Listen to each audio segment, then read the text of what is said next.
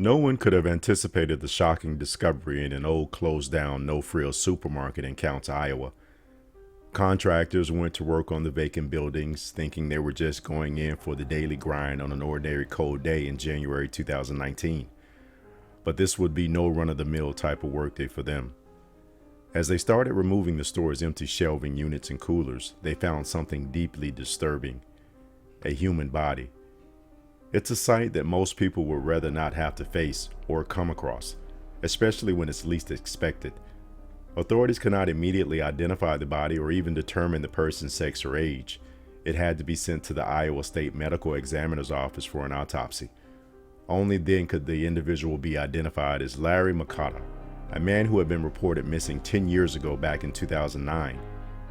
Larry was only 25 years old when he disappeared. He worked as an employee for the no-frills supermarket while it was still open. The mystery over his initial disappearance turned into a new mystery as the recovery of his remains sparked more questions than answers.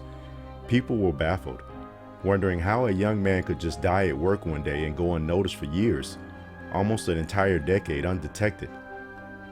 The man was reported missing on November 28, 2009, during the midst of a heavy snowstorm. His parents last saw him leaving with no shoes, no socks, no keys, and no car before his disappearance. He was reportedly experiencing some severe mental health issues. His mother explained that he arrived home from work that Thanksgiving, seeming very disoriented. He had begun hearing voices telling him to eat sugar. He complained that his heart was beating too hard and that he needed sugar to calm it. He also felt that he was being followed, and he was very, very scared.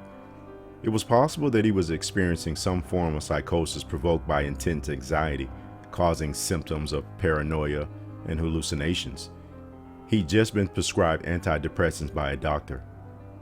There was no activity on his debit or credit card, and the no-frills supermarket reported that he stopped showing up for work. For a long time, his whereabouts remained unknown. His poor mother must have been frantic. Here's what is believed to have happened.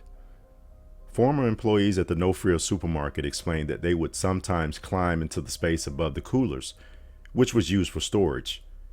Larry went into work for that fateful day and probably tried to climb into the storage space. Perhaps he was still feeling stressed and needed some time alone to gather himself. Maybe he viewed the storage space as a good place to do so. Or perhaps he just needed to grab something. Whatever the case may be, we can only speculate that when he pulled himself on top of the coolers, he must have fallen behind them. He then became trapped in the 12-foot by 18-inch wide space between the coolers and the wall. Now here's the disturbing part of the story. Because the noise being generated by the coolers was so loud, there was probably no way that anyone could have heard him if he screamed for help. That means that if he did not die instantly from the fall, he could have suffered a slow and terrifying demise, almost like one would feel being buried alive. Only in this case, there were people around who could have helped him, but sadly, he was powerless to get their attention. To make matters worse, he wasn't scheduled to work that day, so no one even knew he was there or thought to look for him. By the time he was found, Larry McConnell's body was completely unrecognizable. He was only able to be identified using the DNA from his parents. Investigators examined the results of the autopsy and determined his death to be an accident. Still, no one can help but wonder how the no-frills supermarket managed to go so long without discovering the body.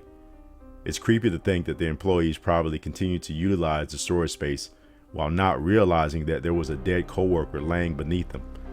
How, throughout the span of many years, did they never once think to check or clean the space back behind the cooler? How could a body just remain unfound in a public space for so long? Mario Makata's father, Victor Mario, demanded answers. It's understandable that he would be just as baffled over the situation as everyone else, and even more so since it was his son. The grieving father, suffering tremendous pain over the loss, asked the question, how can a body just be there, undetected? Investigators described the situation as being very unique, to say the least.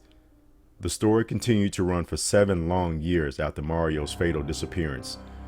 It only closed its doors in 2016, 3 years before his body was uncovered. Perhaps after hearing this story, you may never walk into a supermarket the same way again. It's hard to think about and spooky enough to make your skin crawl. Yet it teaches us a lesson that tragedy can lurk in the shadows of an everyday, mundane life. How do you feel about this story? Why do you think no one thought to look behind the coolers for 10 years? Let us know in the comments. Thanks again for watching, and always don't forget to like, comment, and subscribe.